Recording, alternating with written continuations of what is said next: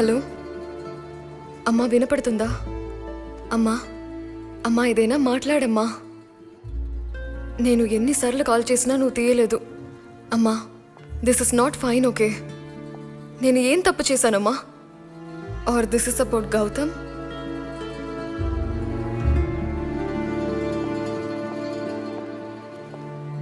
ఓ, నువ్విక్కడే ఉన్నావా?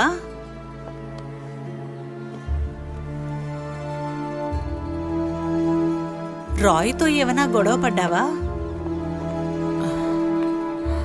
అమ్మా ఇలా రండి.